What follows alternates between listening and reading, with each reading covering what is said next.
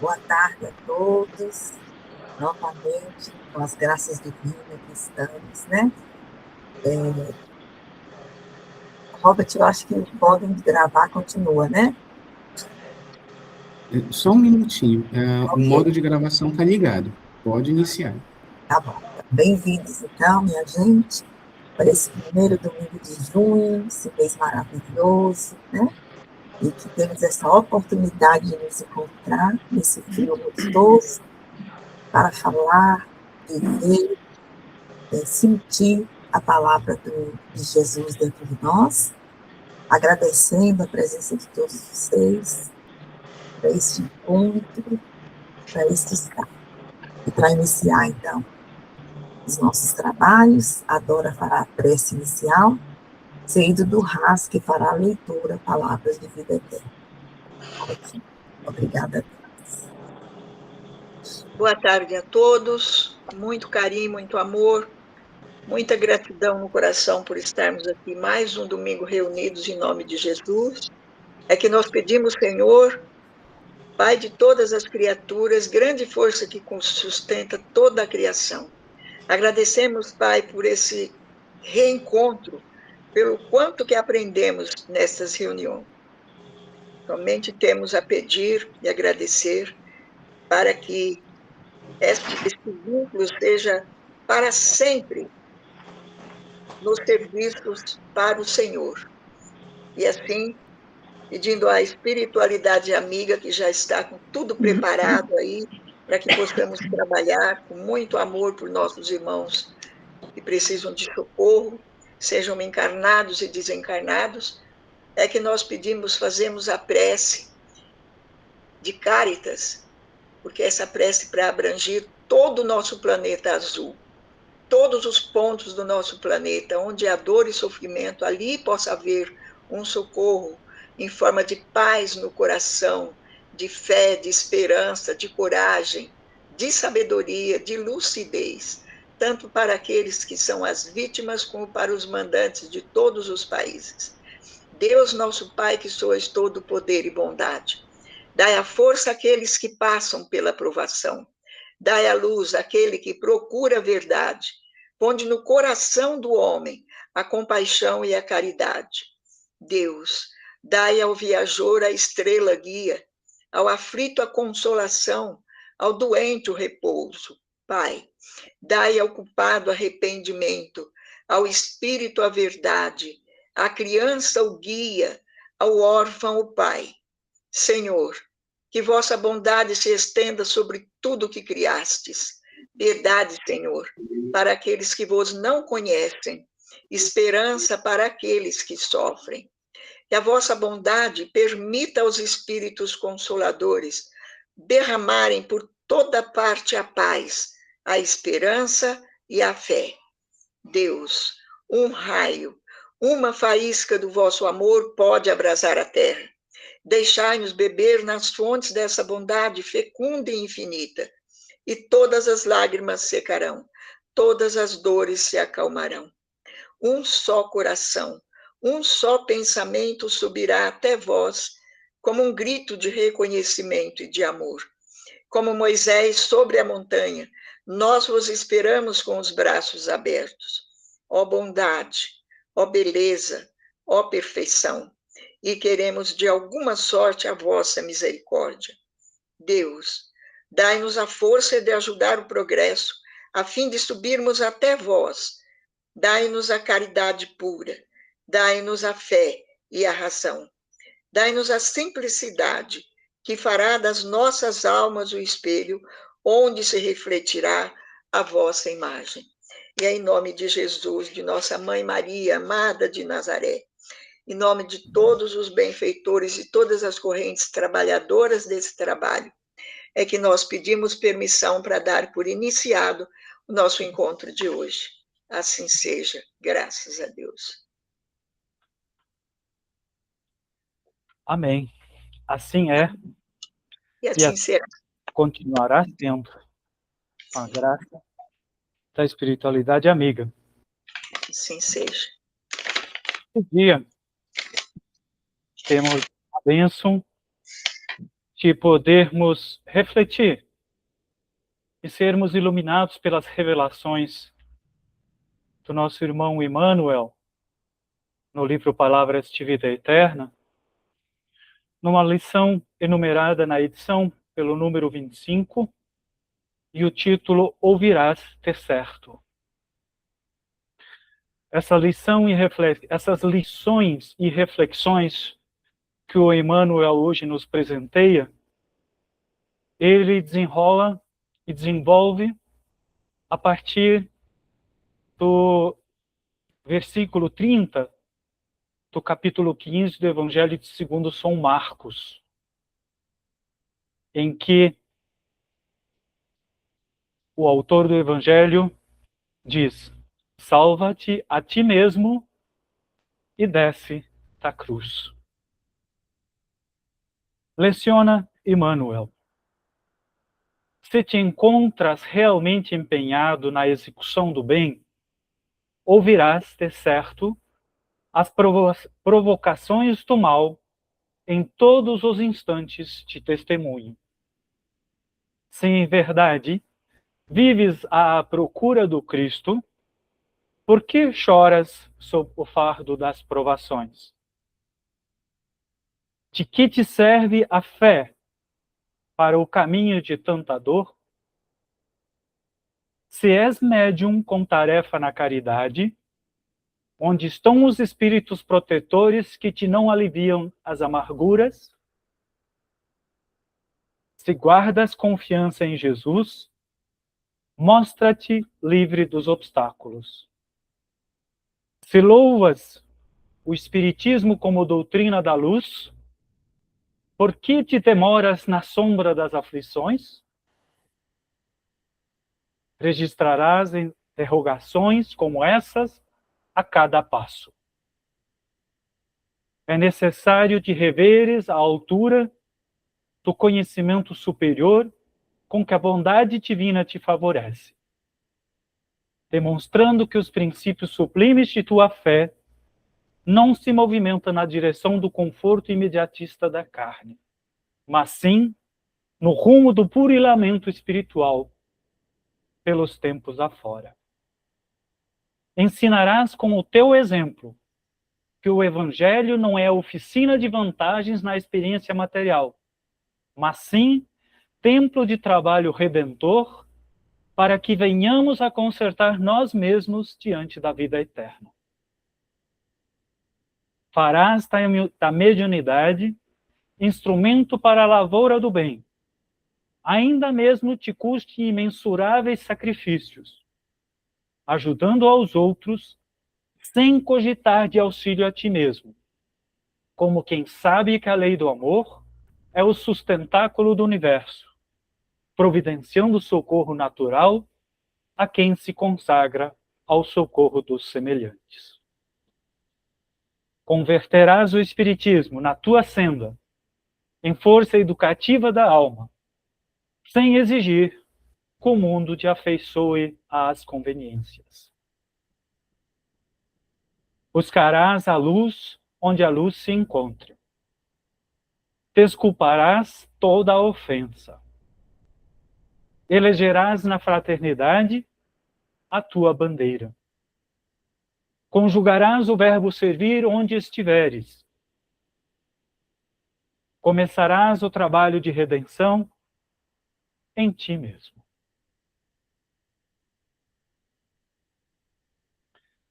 Que exortação!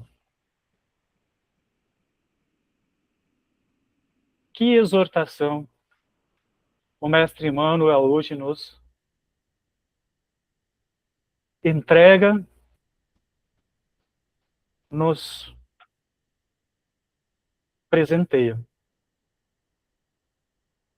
Que chamada à humildade.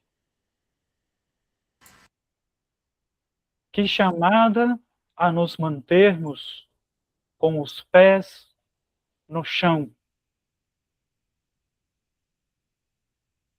A buscarmos nessa humildade o encontro com o Cristo vivo, com a espiritualidade viva e não nos percamos nas discussões dogmáticas, doutrinárias, das letras mortas, que por tanto tempo nos atrasam e atrasaram. O Emmanuel, aqui, nos lembra da humanidade que somos. Somos aprendizes, mas ao mesmo tempo, essa lição, ela, na minha percepção, ela nos provoca a entendermos a nossa verdadeira natureza, a de seres espirituais, passando por uma experiência humana encarnada. Não somos especiais por termos um dom A ou um dom B. Não somos especiais porque temos um intelecto um pouco mais avançado ou porque temos um trabalho mais chique no mundo humano. Não somos especiais diante da fonte criadora. Na verdade, a palavra correta é que todos somos especiais, mas nenhum de nós é mais especial, independente da função que exerce. Cabe lembrar também a nós mesmos do exemplo do Mestre Jesus, que disse as palavras em que Emmanuel aqui se inspira. As lições de vida que ele trouxe, sendo sempre, apesar de ser o espírito mais poderoso de todos, a já pisar ou aproximar-se de nosso orbe, e ainda assim, ele veio servir. Ele veio trazer para nós a iluminação. Ele veio dar o exemplo.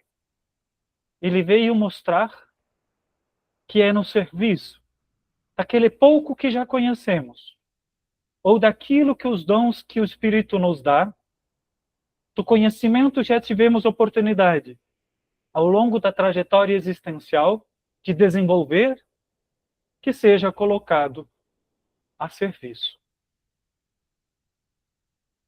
Nada disso garante uma posição especial, uma proteção especial. Mas é necessário e importante que lembremos que Papai Criador, a fonte criadora, não abandona a nenhum dos seus filhos. Ele a todos nós dá os meios de nos cuidarmos, de nos protegermos. Ele colocou a estrutura de proteção da nossa casa comum, esse planeta maravilhoso que chamamos de Gaia, o Cristo planetário, que tudo dá para que possamos viver com muito conforto e com fartura, com plenitude, com abundância, a experiência encarnada. Gaia é protegida no seu entorno por uma camada que nós chamamos cientificamente uma camada de ozônio.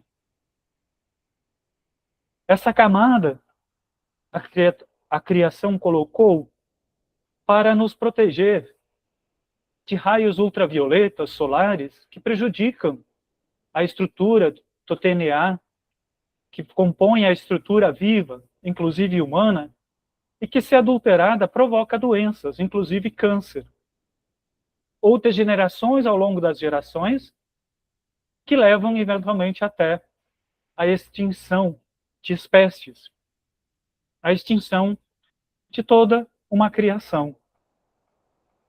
A providência divina colocou uma estrutura de proteção etérea, invisível ao olho humano, assim como colocou em nosso corpo físico uma proteção, o tubro etérico, que serve de dupla função, segundo André Luiz nos ensinou em sua vasta bibliografia, ao mesmo tempo em que serve de ligação, esse campo eletromagnético, energético, que circunda o nosso corpo físico, que nos liga nosso perispírito, e serve de elo de comunicação entre a forma e a forma, que nos dá a forma, nos permite também nos proteger. Dessa maneira, conhecermos a doutrina, conhecermos o Evangelho, é fundamental para que a gente possa se proteger, porque ninguém de nós é especial e Deus não coloca uma proteção separada, distinta a qualquer um de nós, independente do trabalho que desenvolve, independente dos motivos de exercermos a caridade que exercemos. Dessa forma, essa lição, ela nos convida essa humildade, mas ao mesmo de nos sabermos iguais. Somos todos filhos e filhas da fonte criadora. Não somos melhores que ninguém, mas ao mesmo tempo somos cada um especial. Cada um de nós. Não somos abandonados. Muito antes, pelo contrário. Somos dotados de toda a capacidade de conhecermos e de exercermos a nossa própria proteção. A proteção do meio em que habitamos, a da nossa família e das pessoas que vivem em nosso entorno. Criando assim, pela nossa comunhão vibratória com a fonte criadora, com a espiritualidade amiga, uma psicosfera que dentro desse nosso planeta maravilhoso é capaz de gerar cada vez melhores condições para que possamos, usando os dons que recebemos todos no exercício da caridade, desenvolvermos na prática do bem e no conhecimento da doutrina e do funcionamento maravilhoso da espiritualidade, que nós temos a graça maravilhosa de os Espíritos nos revelarem continuamente. Gratidão, Emmanuel, gratidão, Chico, que nos trouxe, pela sua tão linda transcrição. Gratidão, Cristo Jesus, por tudo que fez, faz e continua fazendo, ao nos mostrar como ser, como viver, para que possamos nos desenvolver dentro dos planos que a fonte criadora desenhou para o nosso crescimento. Assim continue sendo para todos nós. Obrigada, Raz. Como sempre, você fala muito bem, interpreta de uma forma muito objetiva, clara, viu? Eu só acho que você pulou um parágrafo aí do texto, eu não sei se você está lendo pelo computador, e faltou um pouquinho só, que eu vou ler aqui só para finalizar, né? Você leu a última frase. Começarás o trabalho de redenção em ti mesmo. Orarás por quem te fira ou calunie. Amarás os próprios adversários. Ajudarás sem exigência. Contudo, para o exercício de semelhante apostolado, não passarás sobre a terra sem um assédio da incompreensão e do escárnio, porque o próprio Cristo foi por eles visado, através daqueles que lhe rodeando o madeiro de sacrifício, lhes gritavam zombateiros e irônicos: salva-te a ti mesmo e desce da cruz. Obrigado. Realmente, na minha versão eletrônica, o texto acaba na parte anterior. Tem aqui no meu, acho que é bem meio antigo, meu, né? A edição meio antiga. Como sempre, né, gente, o Emmanuel, ele encerra cada ponto de uma forma tão linda, tão maravilhosa, nos leva, assim, a uma reflexão tão profunda dentro de nós mesmos, né? Porque a gente, mesmo tendo um pouco de conhecimento do Evangelho, a gente ainda se vê ainda em reclame, defrontando a vida que a cada um de nós leva, né? Se interrogando o porquê disso e daquilo, né? E, de repente, o texto já diz, ouvirás, né? Então, é preciso que cada um de nós, né, se introspecte dentro de nós mesmos, né? Se volte para dentro do nosso templo interior, para que a gente compreenda cada palavra do Cristo, cada atitude, cada situação que a gente vivencia, né? E que põe realmente à prova a nossa fé, né? Ou quantas vezes a gente se vê ainda achando que a nossa jornada está errada, que nós estamos no lugar errado, né? Porque aconteceu isto ou aquilo. E tudo, absolutamente tudo correto em nossa vida, né? Porque tudo concorre para a nossa evolução espiritual, né? A gente tem que sempre nos lembrar, como o Haas falou muito bem aí, que nós somos um espírito, uma veste carnal, e não o contrário, né? Para ver que todas as nossas aflições, os nossos problemas, vêm até nós, porque o Pai tem um planejamento único para cada um de nós, né? Ele está nos direcionando para uma evolução espiritual, para uma iluminação individual de cada um. Porque a gente não dá saltos, né? A gente, de um piscar de olhos, a gente não se transforma. A gente precisa do tempo. A gente precisa da Gaia em nossa vida, para que a gente passe por essa escola e tenha essa oportunidade de se compartilhar, né? Às vezes, encontrando pessoas que nos são caríssimas na alma, porque existe uma empatia enorme, uma simpatia. Outras vezes, encontrando pessoas que nos tiram do sério e são a nossa alavanca na nossa vida, porque elas nos fazem voltar para aquilo que nos incomoda, às vezes, né? Quando a gente se reconhece no outro ali. Muito daquela pessoa que nos incomoda, tem muito de nós, né? E quando ele coloca assim, salva-te a ti mesmo, né? Então, às vezes, a gente joga tudo isso, esperando que o Pai venha aqui e nos perdoe tudo, e nos facilite tudo, e nos dê condições especiais, né? Então, isso é ilusão. Ele não vai nos dar condições especiais, né? Ele não vai diminuir nossa caminhada no sentido que temos que aprender, né? Pelo contrário, ele vai nos dar tudo o que é necessário para que a gente desperte para a essência. Porque quando ele pede aqui, salva-te a ti mesmo, né? Quando falaram isso para Jesus, no sentido do escárnio, né? Aqui me traz essa auto-reforma que nós temos que fazer, de a gente buscar a nossa salvação dentro de nós mesmos, trabalhando as nossas não virtudes, lutando pelas nossas imperfeições para que a gente avance, né?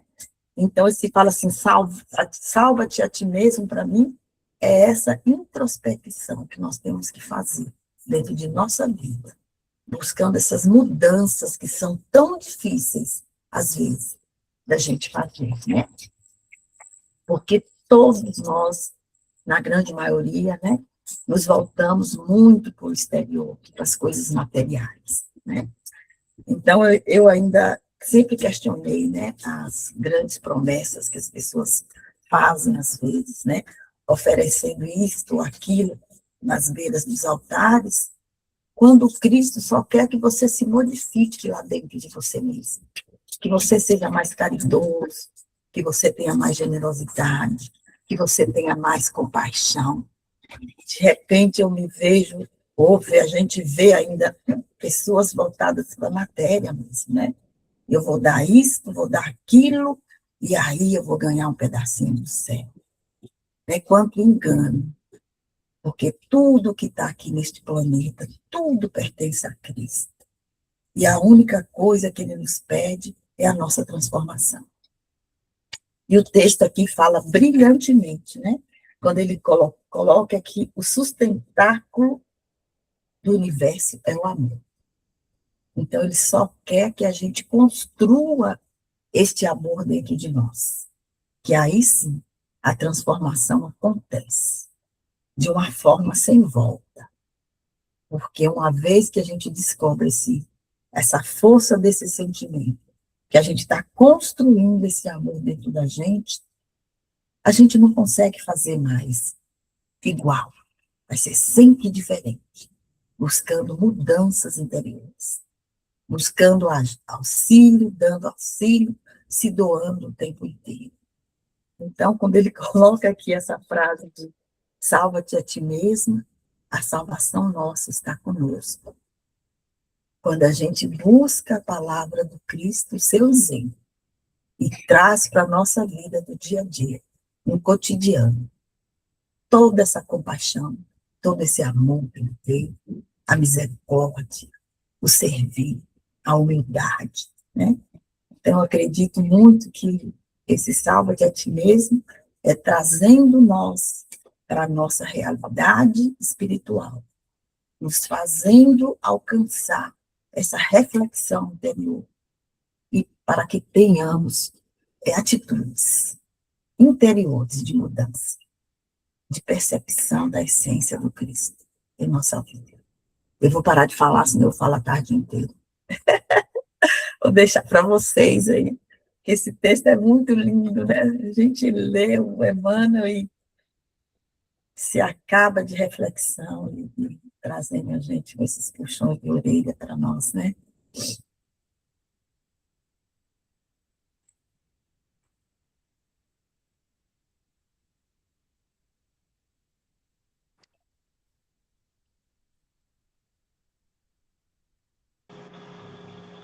Ô, Joana, se você me permite, só lembrando, converterás o Espiritismo na tua senda em força educativa da alma, sem exigir que o mundo se te afeiçoe às conveniências. Coisa linda, né? Porque a gente sempre fala que doutrina espírita é educativa. Muito simples, né? É educativa. Então, quando ele fala, né, sobre o amor, a caridade, a paz, o perdão, né, conjugarás o verbo servir onde estiveres e começará o trabalho de redenção em ti mesmo. Então, a gente fica esperando que o outro comece o trabalho de redenção, né? Mas ele não... Cada um é um, e ele não vai começar porque eu quero, ele vai começar quando ele pode, né? Não quando eu quero. Eu preciso começar esse trabalho de redenção é comigo, né? Não com o outro. Acho tão lindo isso, né? Porque quando você aprende a esperar, você não espera nada do outro. Você tem que aprender a esperar de você mesmo, né? Como será que eu vou reagir diante deste desafio? É aí que mora a grande sensação do amor, né? Como reagir diante de algum desafio. Por isso que quando você fala assim, ai, se fosse eu, olha, gente, no lugar dela, eu faria assim, assado. A gente é ótimo para dar conselho, né? E para se colocar no lugar do outro, ixi, mais ainda. Mas quando chega realmente a tua vez, aí você vê, né? Que aquilo que você desejava, que aquilo que você imaginava, você não é capaz de fazer. Né? Então, é educação. Então, quando você vê aquela pessoa certinha, bonitinha, né, que age de determinada forma, educadamente, você fala, é o Evangelho de Jesus, né, dando diretrizes. Eu não é, Raiz? É isso? Muito bem, garoto. Absolutamente certo, garota. Palavras qualquer um pode falar bonitas. Mas dar o testemunho na hora do desafio, da dor, da frustração. Aí, quando a doença bate na porta, quando a injustiça é cometida contra nós, aí sim, que a gente aí prova. Você mostra. Aí você mostra. Aí, gentilmente, O Raiz, Oi. gentilmente você se coloca, amorosamente, né? Não é assim? Seja qual for a situação, gentilmente, amorosamente, educadamente, é isso? Mais ou menos assim, né? Deveria. Mais ou menos assim. A gente faz o que pode, né? É, é verdade.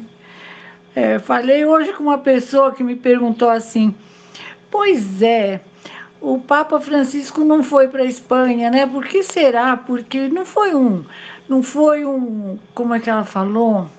Um desrespeito, não foi uma vingança por conta disso, daquilo. Eu falei, não, meu amor, são escolhas. E a gente nunca deve se colocar no lugar do outro, porque você não sabe o que é capaz de fazer, né? Só no momento que você o faz. Então, cada um no seu papel. O papel daquele era aquele, o papel deste é este, e daí para frente, né? E o nosso papel é o papel mais importante do universo, né? Porque sou eu que vou responder por ele. Não é, não é o outro, né? Joana Silveira, maravilhosa. O que você acha da gente começar o nosso trabalho do 546? Tá sem microfone. Desculpa aí. Pode ser, dona Carmen. Podemos começar assim, se ninguém Pode mais... ser? Pode. É só um minutinho, que tem um príncipe aqui falando comigo. Já volto. A volta? Tá bom, Eles estão me contando de comer algum lugar de volta. tá bom, tá bom. Muito bem. 546. No tumulto do combate, o que acontece aos espíritos dos que sucumbem? Ainda se interessam pela luta após a morte? Olha a resposta. Alguns continuam a se interessar e outros se afastam. Nos combates acontece o mesmo que se verifica em todos os casos de morte violenta.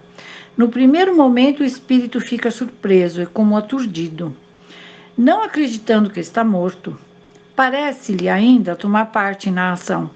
Não é senão pouco a pouco que compreende a realidade. Muito legal isso, né, gente? Porque essa pergunta aqui é muito, muito interessante, muito abrangente, né?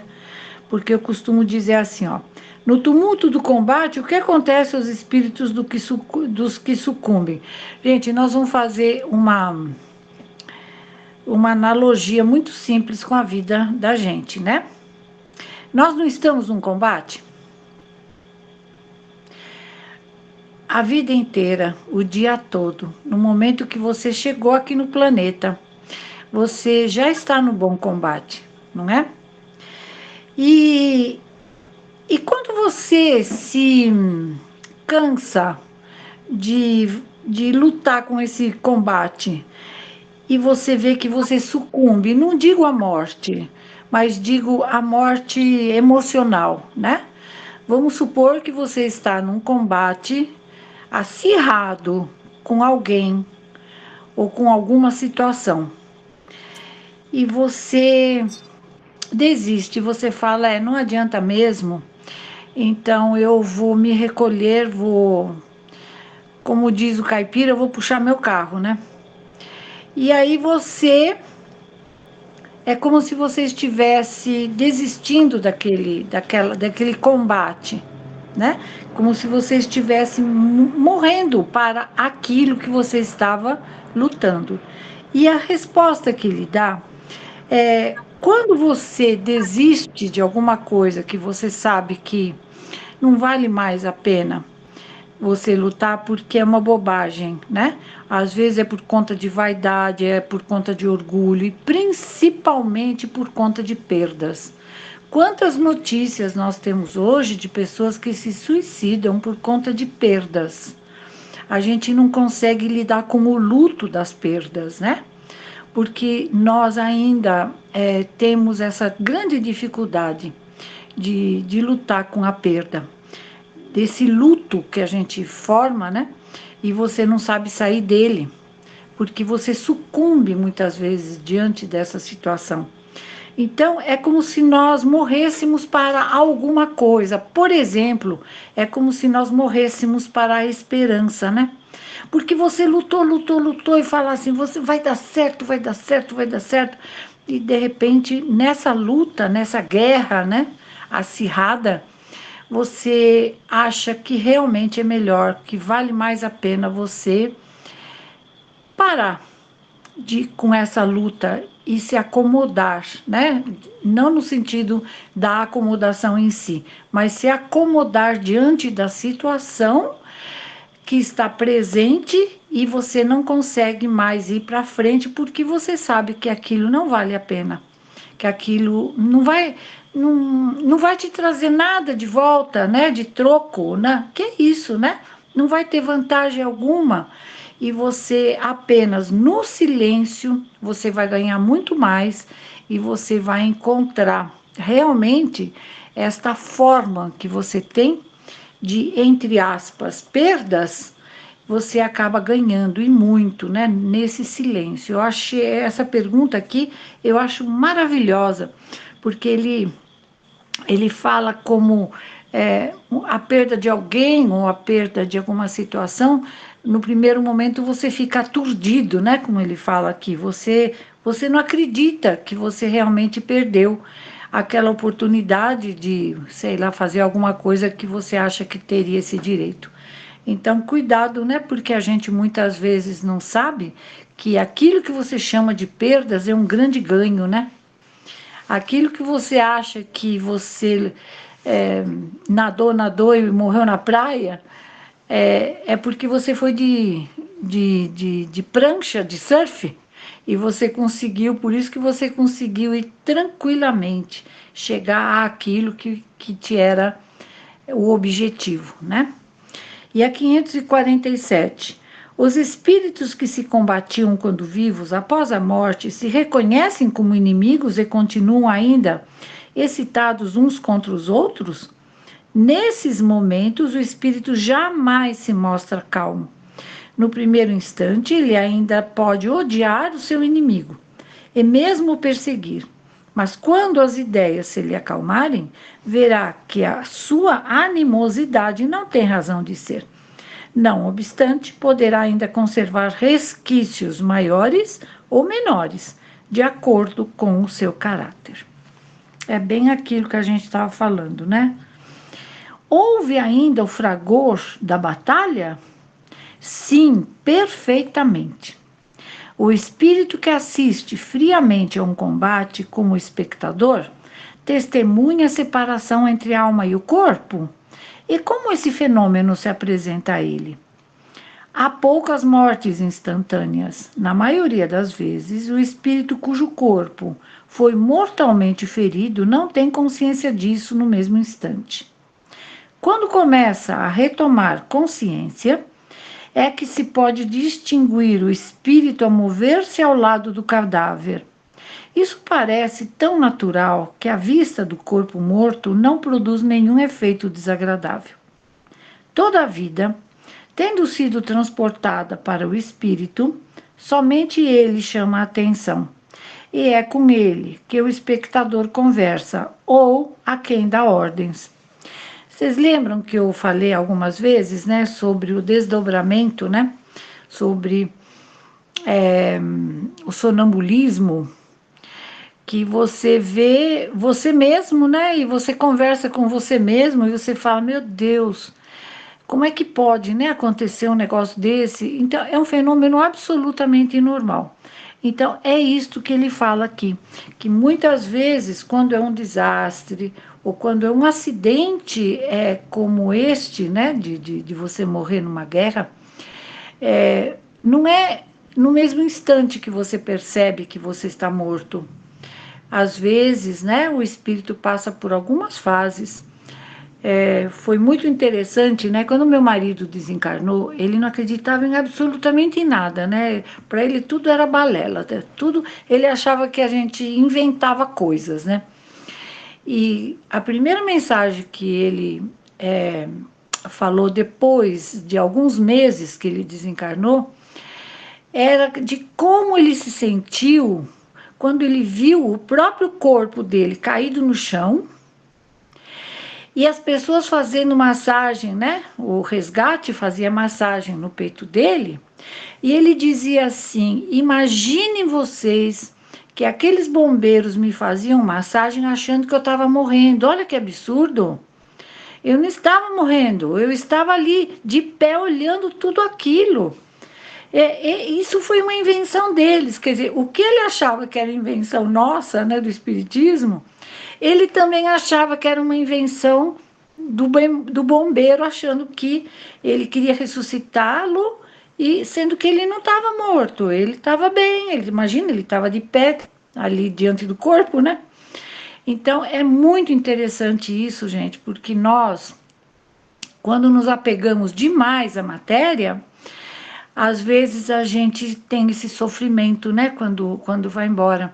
Como você não acredita que você continua viva, que as coisas continuam sendo da mesma forma que você as deixou, e que a vida continua, então você entra num conflito, né? Num conflito, porque ele falou item por item o que aconteceu quando ele foi lá para o necrotério, quando ele foi para o salão de beleza, né?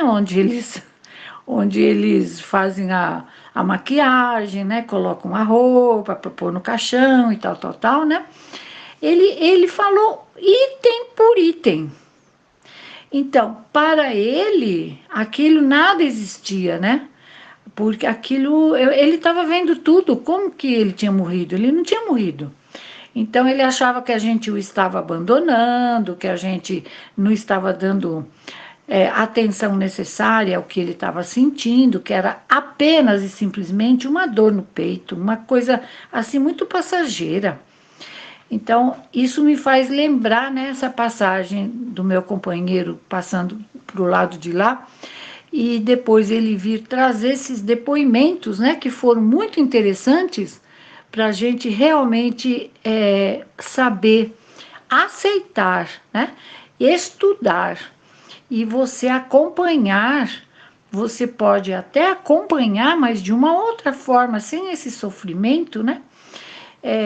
A parada cardíaca que ele teve podia, assim, de alguma forma, ser essa, digamos, essa escolaridade que a doutrina nos traz, que eu falei agora há pouco, né? Essa educação, né, mediúnica, que faz com que você compreenda algumas passagens que você tem, como, por exemplo, a mais difícil que tem, né? Que é a passagem daqui para lá. Porque de lá para cá é difícil também, mas você não tem tanto esta lucidez, né? Agora, daqui para lá é mais difícil, porque você se apega demais, e você depois, para deixar aquele corpo físico, é mais difícil, né? Você tem mais dificuldade. Então, é isso, gente. Eu achei tão lindas essas perguntas, né? E essas respostas, porque nós estamos num perene combate na vida, né? É uma briga danada, não é?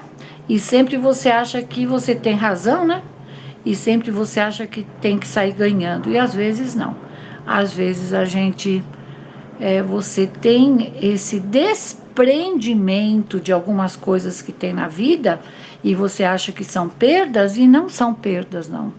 Na maioria das vezes são grandes ganhos que você tem, porque você fica mais tranquilo quando acontece esse teu desenlace, né? Gente, olha que coisa linda, você acompanhar teu próprio desenlace, né? Socorro, hein? Pelo amor de Mãe de Jesus Cristo. Aí, e contar em detalhes, hein? Em detalhes. Mãe de Jesus. Vamos fazer as coisas bem bonitinho, né? Pelo menos para a gente não passar por esses papéis assim, né? Pelo menos a gente fala assim, todo em alto estilo, né? No salto, assim, você fala do teu desprendimento, fala bem bonitinho, né? É para isso que a gente estuda, para isso que a gente é educada pelo Espiritismo, né?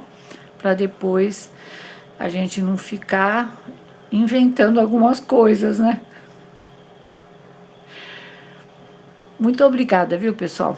Para a semana que vem, Joana, vamos fazer da 549 dos pactos.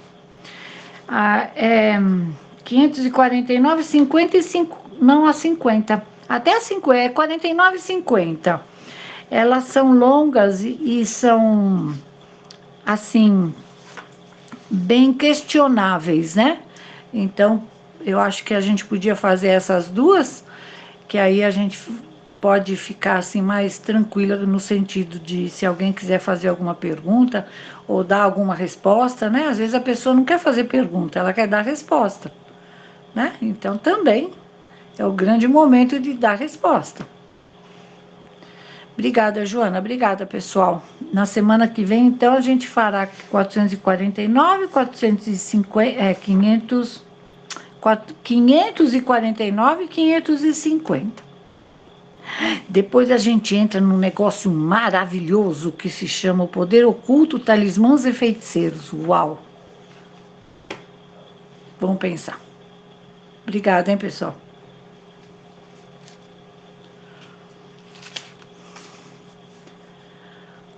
Ô tia, ó o microfone.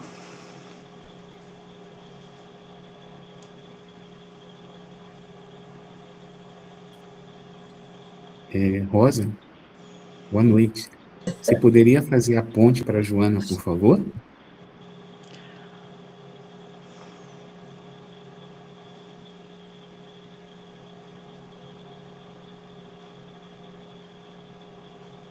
Bom, eu acho que a Rosa não está conectada. Não, eu escutei, desculpa. Eu posso Opa, sim, posso. Fazer. obrigado.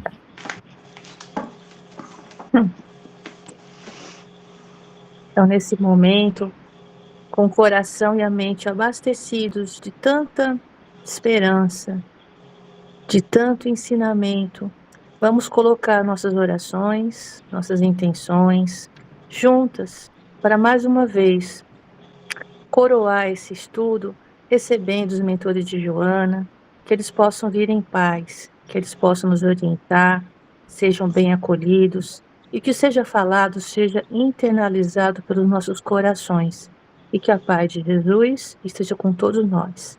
Que assim seja. Vamos lá, gente. Sempre alegria. Alegria, alegria de estar com vocês. Falar de Jesus. Sentir esse amor todo. Como é bom ter essa oportunidade de sentir este trabalho tão bonito, cheio de amor. E eu choro de alegria. E as lições hoje foram tão profundas que mexem lá dentro, nos dando um chacoalhão para a gente compreender que muito deles é você dar o melhor possível. A procura externa da ilusão busca dentro de si te conhecer nessas verdades de Cristo. Busca dar o seu melhor. Hoje, você está aqui. Daqui a pouco, não. E não faz diferença, porque o trabalho continua. O trabalho segue continuamente. Porque vocês têm que ter a consciência da eternidade. Temos a eternidade. Seguir, evoluir e se melhorar. O quanto antes eu faço, dentro do meu universo, da minha vida, eu avanço com Cristo. E sempre tem muito trabalho. Não fiquem achando que acabou o corpo, acabou o trabalho. Não, continua. A gente perde a veste carnal. E somos igualzinhos quando a gente está no plano. Então não se iluda que vai haver uma mágica na vida de vocês. Não. Tá bem. Tá bem. E tá bem. Vejam Cristo que trabalha incessantemente para nos trazer para a essência. E a gente quer o quê? Ficar na paz, ali, sem nada fazer. A vida aqui e aí é trabalho, estudo, dedicação. Aproveite este período que o planeta Terra precisa tanto de vocês. E vocês tanto do planeta Terra. Para que avance o melhor de si. Só gratidão pelas oportunidades que o Pai permite para nós, para que possamos trabalhar dentro de nós mesmos e lembrar que conviver fraternalmente é o que devemos fazer. E onde quer que estejamos. Hoje, cada um tem uma história para contar. Nunca, às vezes, muito sofrido. Mas tudo é dádiva do Pai. Para que você faça. Meus filhos, construam um alicerce. E nunca será difícil. Tudo será fácil. Porque a esperança brota. A força desabrocha. E vem uma energia que nos faz ser tão fortes que a gente interroga. Mas é porque quem se veste de amor não fraqueja, avança e trabalha. Vocês todos estão construindo este alicerce. E o planeta precisa de tanto. E este trabalho é a vivência deste amor.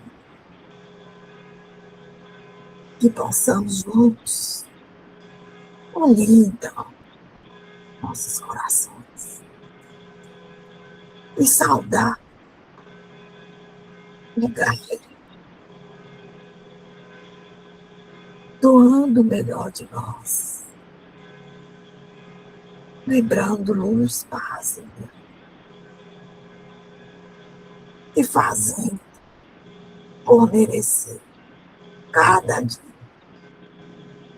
deste planeta. Obrigada a vocês. E sintam a misericórdia deles, do Pai. Obrigada. Maria Santíssima, amparando a todos com seu amor luminoso. Tenham sempre a esperança. Dias melhores para todos. E a paz se constrói, e primeiramente em nós. E a paz do Cristo esteja com vocês.